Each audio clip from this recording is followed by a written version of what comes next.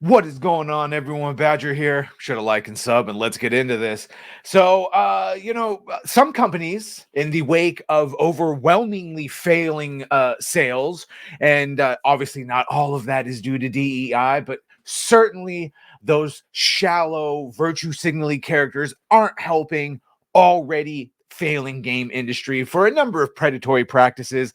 And in this case, of course, we are talking about DEI and the double down, which is what Ubisoft is choosing to do, despite what they may be saying publicly. Internal documents have now come to light, brought to you by originally Jeremy from the Quartering. So shout out. Where these documents rather declare representation is part of our DNA, and the company firmly stands for diversity and inclusion, which of course is primarily what you should be trying to stand for when you're a video game company. Not good games that engage and offer good storytelling with fun, engaging gameplay. No. Diversity and inclusion and all that. But then make sure all your protagonists have like basically Brown-esque Kathleen Kennedy, Kim Belair, Sweet Baby Inc. self-inserts. That'd be good. Anyway. This alleged document was shared to social media, of course, by Jeremy from the Quartering. Shout out to the Quartering and Coffee Brand Coffee. The document begins, first, we want to make it very clear that we do not accept hate, harassment, and other forms of abuse in any way.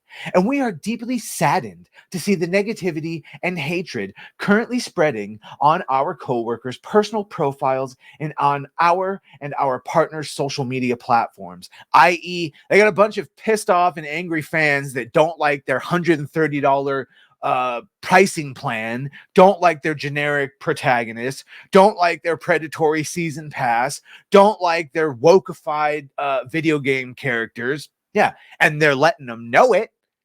By the way, Star Wars Outlaws trailer got ratioed over 100,000 negative. Yeah, it's all bad. In addition to the Acolyte trailer also getting ratioed. But back to Ubisoft. It continues, we are proud to represent the diversity and inclusion that exists in society as part of our everyday work. Representation is part of our DNA and will remain that way regardless of external pressure or influences. And remember, this is an internal document. So this is them talking to their own employees.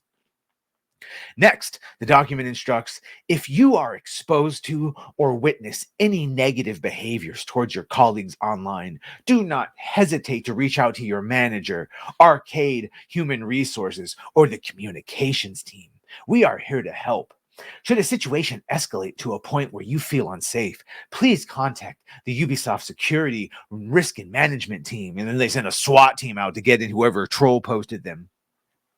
SRM has a team of dedicated staff to manage security concerns. They will assess the severity of the situation and provide personalized guidance. As always, report immediate and severe personal safety concerns to your local emergency number. Yeah, and I'm not saying there's not crazy assholes out there. Trust me, some of them show up in my comments saying the loveliest of things.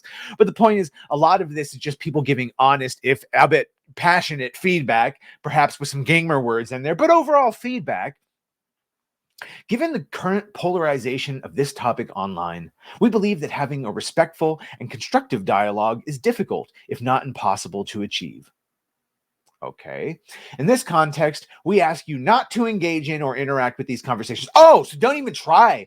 Don't even try and have any sort of respectful or constructive dialogue. Even if we're trying, don't. It's impossible. So don't even try. That's good. It's almost like they know that if they actually had these conversations, they maybe might be aware, made known of what our actual issues are. I wonder. In the context, we ask you to not engage in or interact with these conversations, as this could worsen the situation for yourself or our teams and our industry peers. You can also set your accounts to private and or turn off private messages from people who are not in your list of trusted. Yeah, go private. It's exactly what the cowards do. Shut down conversation, and yeah, because that just leads to more division. Great. Do this across all your social accounts, even if you are only receiving unwelcome messages on certain platforms. By the way, almost every streamer that I know would actually have some of these people on to have conversations, despite all the jokes and name calling and this and that and that. The difference is they wouldn't, or if they would, it would not be in a free open forum like a stream, and they would clip us or they would reframe everything we said. Yeah. The portion of the document shared by the quartering concludes, Ubisoft firmly stands for diversity and inclusion in our workplace and our games, and we believe there is no room for hate in gaming. Well, clearly you've never played a Call of Duty game or been in one of the lobbies. Oh, good times. Or Halo. Halo was, what a fun time in those Halo 1, even up to 3. Yeah. Although by 3, the party chat started getting a little neutered for my taste. I prefer the more hardcore zombies. Anyway, it's unclear what this document is in response to, as Ubisoft has embroiled themselves in numerous controversies. I mean, it's probably due to everything. They're very well aware of Grums and Sweet Baby Inc. Detected and the backlash about Star Wars Outlaws and the Star Wars backlash in general. So, and trust me, anything connected to DEI initiatives is being called out right now. So this is probably just the same thing we've seen in a couple places. Like they're starting to panic. We saw Larry Fink from BlackRock have his own little meltdown. So here we go. Back at the end of January, the company's director of subscriptions told Game Industry, one of the things we saw is that gamers are used to, a bit like DVD, having and owning their games. Right. That's the consumer shift that needs to happen. They got comfortable not owning their CD collection or DVD collection. That's a transformation that's been a bit slower to happen in games.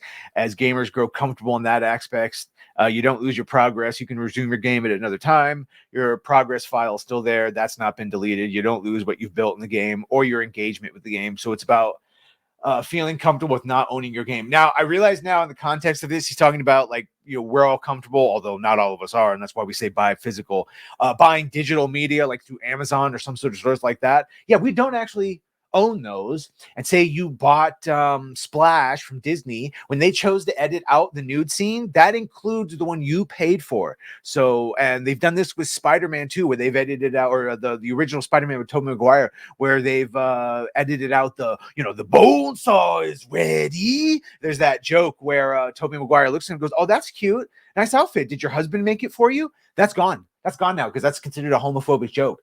On both, no matter how you look at it, either him taunting him or him reacting to the taunt, it's all considered homophobic. So that is gone, and that just points to they've edited something that you've already purchased. They could do that digitally. We just saw that with Tomb Raider, where post people buying the remaster, they have edited out the Lara Croft pinup pictures from the remastered version, so it's still there in the original when you can switch back and forth between the graphics. But the updated one, even though it was there at launch, it is now gone, and no mention of that. So this is the point. They will continue to do it, and that's even here talking about, even if you liken it to digital video, digital games, that's, yeah, sure, fine, my save won't be messed up, but you'll take in or out DLC or fine tune things based on the political climate of the time. No thank you. So yeah, that on top of everything else is just not looking good. Conclude, this appeared to be a bold-faced lie as the company completely shut down the crew. Right, even though people had purchased it, was announced back in December. Today, the Crew 1, including all its editions and virtual currency packs, will be delisted from all online stores. So, look, enough said, right?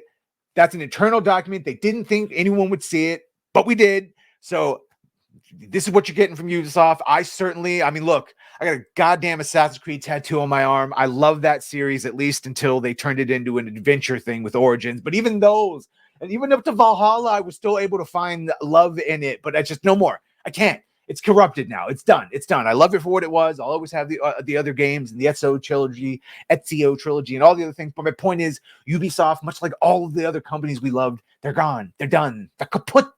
That's it. Let me know what you think of this. Sure to like, share, and sub. If you've done that, thank you. If you're going to do that, thank you.